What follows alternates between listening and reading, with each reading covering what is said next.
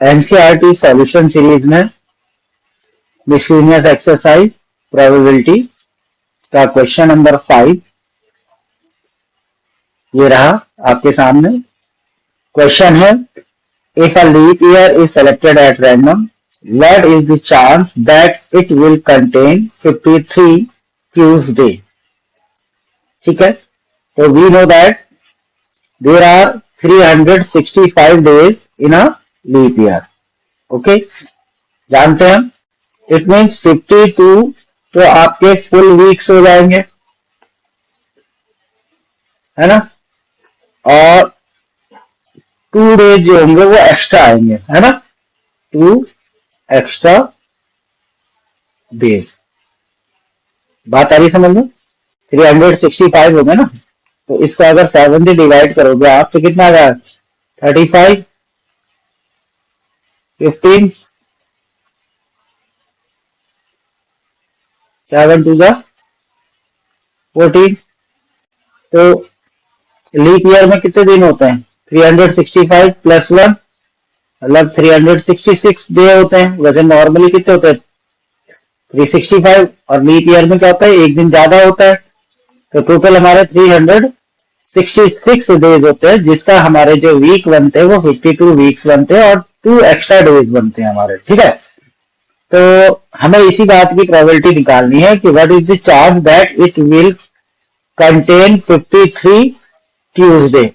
अब 52 तो full week हो गया। अब ये 2 दिन जो बचे हुए हैं, 2 दिन में एक दिन जो होगा वो ट्यूसडे होगा, इस बात की प्रोबेबिलिटी निकालनी है। ठीक है, तो एक्स्ट्रा डे जो हो सकते हैं वो क्या क्या हो सकते हैं? या तो मंडे होगा, है ना, तो मंडे होगा तो नेक्स्ट डे क्या हो जाएगा? ट्यूसडे हो जाएगा इसके साथ। अच्छा, अगर ट्यूसडे होगा तो नेक्स्ट डे क्या होगा? वेडनेसडे हो जाएगा, है ना। अच्छा, अगर वेडनेसडे होगा तो नेक्स्ट डे क्या हो जाएगा? थर्सडे हो जाएगा। अगर थर्सडे होगा तो नेक्स्ट डे क्या हो जाएगा? फ्राइडे।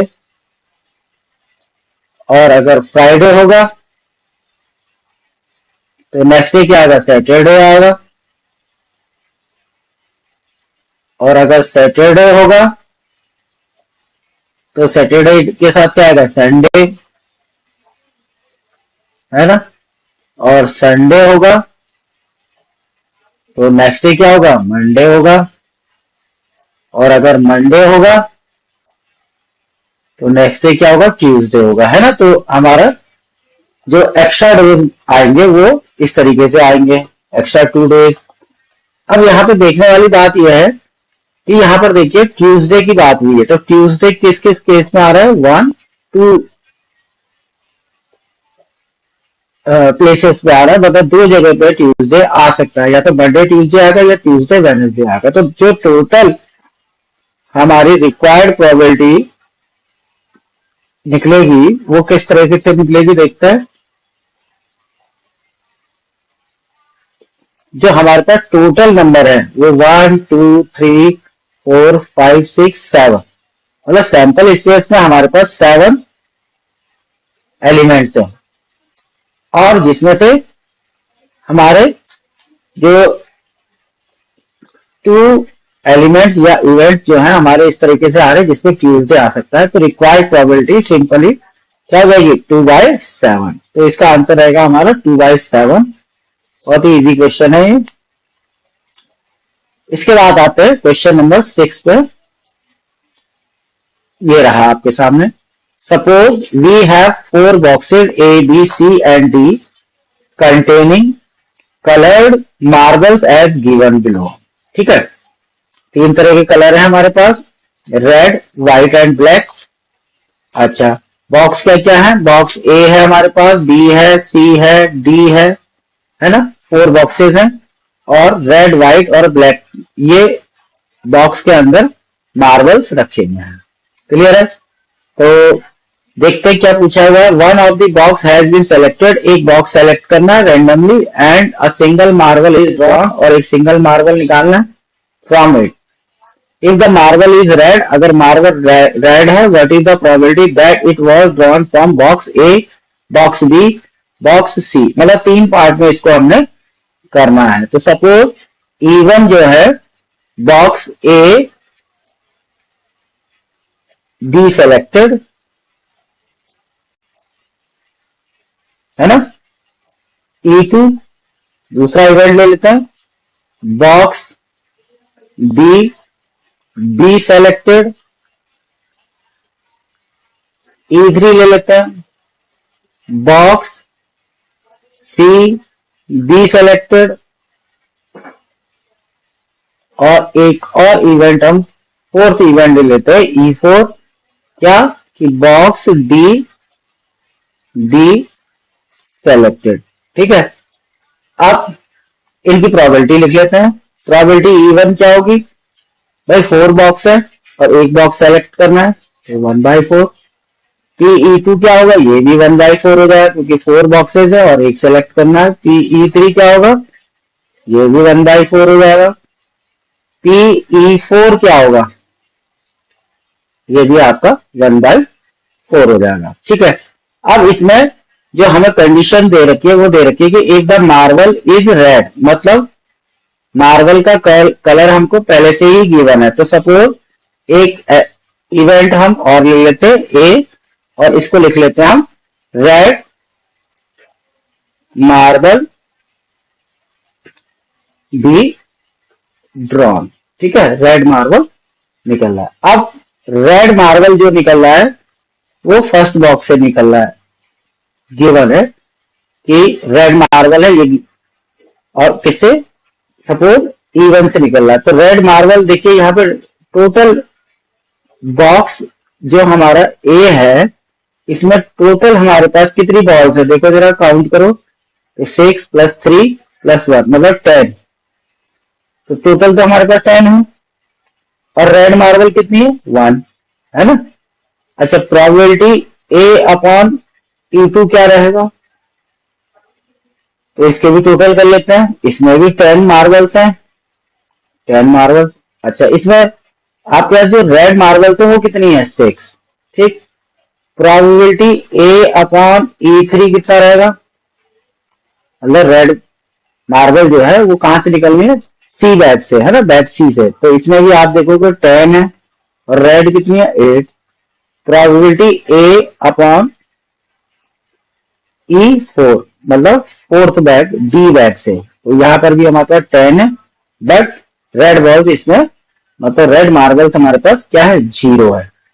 अब 1 बाय 1 मैं इनको निकालने जा रहा हूं। तो पहला हमको क्या निकालना है, drawn from box A, box A से निकलेगी, है ना। तो प्रोबेबिलिटी E1/A। ठीक, अब क्या हो जाएगा, बेस थ्योरम से PE1 इंटू PA/E1, और नीचे आ जाएगी टोटल प्रोबेबिलिटी, मतलब PE1 into PA/E1 plus PE2 into PA/E2 plus PE3 into PA/E3 plus probability E4 into probability A/E4। अब क्या करना है, इनकी वैल्यूज को रखना है। तो वैल्यू रखते हैं, PE1 कितना है, 1/4 into 1/10 divided by 1/4 into 1/10 plus 1/4 into 6/10 plus 1/4 into 8/10 plus E4 1/4 into 0। देखो ये 0 हो जाएगा, है ना। अब इसको सॉल्व कर लेते हैं। सॉल्व करने का तरीका वही रहेगा, देखो सिंपली आप 4 इंटू 10 मतलब 40 एलसीएम ले लो। ऊपर भी 40 है तो ऊपर से तो 1 आ रहा है, ठीक है। नीचे देखते हैं कितना होता है, 1 + 6 7, 7 + 8, 7 + 8 हमारे पास कितना हो जाएगा, 15। तो इसका आंसर जो फाइनल आएगा वो आएगा 1/15। क्लियर है, ठीक है। अच्छा, इसी तरीके से आप E2 मतलब बॉक्स बी के लिए निकाल लेंगे, तो मैं इसको यहीं पे सॉल्व कर लेता हूँ, इसको इरेज कर रहा हूं मैं। ठीक है, E2 के लिए क्या हो जाएगा, फॉर्मूला बेस थ्योरम में थोड़ा सा चेंज आएगा, नीचे टोटल प्रोबेबिलिटी यही रहेगी, बस थोड़ा सा ऊपर चेंज करना है, जहां पर हमारा E1 है वहां पर हमने क्या लिखना है, E2 लिखना है, यहाँ पर हमारा E2 आ जाएगा। तो फॉर्मूला चेंज होके क्या हो जाएगा, E2 E2 और E2। ठीक है, तो यहाँ पर भी कर लेते हैं हम, क्या होगा, PE2 क्या हो जाएगा, PE2 1/4 इंटू A/E2 6/10। अच्छा नीचे फिर वही क्या, 1/4 into 1/10 plus 1/4 into 6/10 plus 1/4 into 8/10 plus 1/4 into 0। Solve करते हैं, देखो इसमें 6 ऊपर आएगा और 15 आ जाएगा नीचे, है ना, तो ये कितना आ जाएगा, 3 2 6 और 3 5 15। So the answer is 2/5। किसके लिए 2/5 किसका आंसर आएगा, दैट बॉक्स बी के लिए। अब बॉक्स सी की बात करते हैं, बॉक्स सी के लिए भी यही, यहाँ पे हमारा E3 हो जाएगा, है ना, तो मैं सिर्फ ऊपर वाले को ही चेंज कर रहा हूँ आपकी बार। ठीक है, तो देखते क्या होता है, पी E3 अपॉन ए, E3 E3, तो यहाँ पे वैल्यू क्या हो जाएगी, 1/4 इंटू A/E3 मतलब 8/10। तो इस केस में क्या होगा, ऊपर 8 आएगा और नीचे कितना आ रहा था, 15, है ना, तो अभी कैंसिल आउट तो होगा नहीं, तो सो दी आंसर इज 8/15 रहेगा इसका आंसर। ठीक है, तो तीनों बॉक्स के लिए हमने A B C के लिए निकाल लिया। अच्छा डी के लिए क्या था, तो डी के लिए इसका आंसर क्या आ जाता है, सीधा इसका आंसर आ जाता है 0, क्योंकि यहाँ पे ऊपर ही 0 आ रहा है ना, बट हमें क्वेश्चन में भी सिर्फ ए बी और सी के लिए ही पूछा है, तो इतना ही करेंगे। ठीक है, अब आते हैं नेक्स्ट क्वेश्चन में, क्वेश्चन नंबर 7। क्वेश्चन नंबर 7 ये रहा आपकी स्क्रीन पर, assume that the chances of a patient having a heart attack is 40%. It is also assumed that a meditation and yoga course reduce the risk of the heart attack by 30%. ठीक है, chances कितना है, 40% है, but meditation और योगा से हम इसको reduce कर सकते हैं कितना, 30%। And prescription of certain drug reduces it chances by 25%। और अगर किसी मेडिसिन का यूज करते हैं तो ये इसको हार्ट अटैक को कितना रिड्यूस करता है, 25% रिड्यूस करता है। ठीक है, at a time a patient can choose any one of two options with equal probability.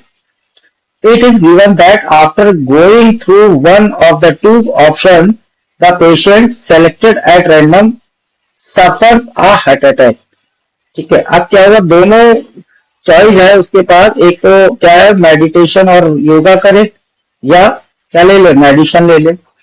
अब एक पेशेंट ने क्या किया, दोनों चीजें प्रिफर कर सकता है, वो दोनों में से कोई एक चीज चूज कर सकता है, बट उसको क्या हुआ, फिर भी it is given that after going through one of the two patient select at random suffer का हार्ट अटैक, फिर भी उसको एक अटैक पड़ गया, हार्ट अटैक हो गया।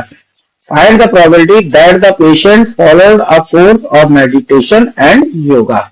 इस बात की क्या प्रोबेबिलिटी होगी कि जो अटैक के मेडिटेशन और योगा की वजह से, मतलब इस जो पेशेंट था जो उसको अटैक तो पड़ा, बट अटैक पढ़ने पर भी वो क्या करता था, वो मेडिटेशन एंड योगा करता था, है ना, तभी उसको क्या पड़ गया, अटैक पड़ गया, है ना। तो ये है इसका मीन, ठीक है, क्वेश्चन का। तो इवेंट E1 रहेगा इसमें कि पेशेंट फॉलोज क्या, मेडिटेशन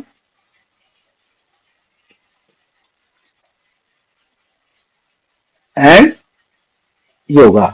क्लियर है? अच्छा, E2 इवेंट क्या रहेगा कि पेशेंट फॉलोज ड्रग्स, मतलब यूजेस ड्रग्स, दवाई ले रहा था, है? अच्छा, सपोज एक इवेंट ए हमारे पास क्या है कि patient suffers a heart attack. ठीक है, अब देखो सिंपली क्या है, प्रोबेबिलिटी E1 क्या है, क्योंकि दो ऑप्शन है उसके पास और एक लेना, तो PE1 तो उसका 1/2 हो गया। अच्छा, PE2 क्या होगा, 1/2 ही होगा ये भी। अच्छा, प्रोबेबिलिटी ऑफ ए, मतलब यहाँ पे पेशेंट सफर हार्ट अटैक जो दे रखा है वो कितना दे रखा है, उसने 40% दे रखा है, स्टार्टिंग में दिया हुआ है, assume that the chance of the patient having a heart attack is 40%, मतलब प्रोबेबिलिटी ऑफ ए जो है वो हमारे पास है 40%, मीन 40/100। ठीक है, इसको पॉइंट में निकाल सकते हैं आप 0.4। Now probability of heart attack when the patient follows the meditation and yoga, मतलब E1 क्या, E1 जब वो मेडिटेशन एंड योगा फॉलो कर रहा था, तो इस बार इसके चांसेस कितने हैं, 30%। कितना है, 30%, है ना? तो कितना हो जाएगा, 40/100 तो हो गया PA, और 1 माइनस 30/100, मतलब 40/100 into 70/100, 20 कैंसिल, 100। अच्छा, probability of suffering a heart attack when the patient follows uses drugs, है ना? तो ये कितना देखा है आपको, 40/100, 40% है ना चांसेस, किसका, 1 माइनस 25, यहाँ पर कितना आ जाएगा, सॉल्व कर लेते हैं, 40/100 इंटू 75/100, तो ये हो गया आपका 25/4/10।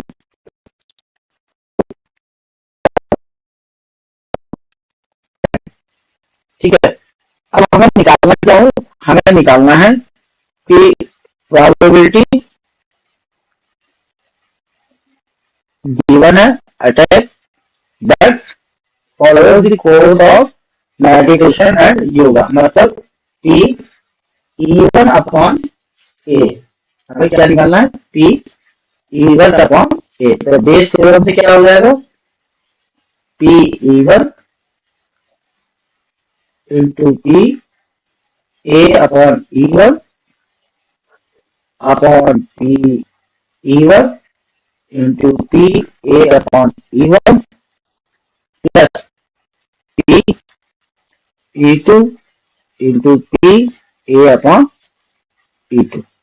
ठीक है, अब वैल्यूज हमें मालूम है, फटाफट से वैल्यूज रख लेते हैं, 1/2 इंटू 28/100,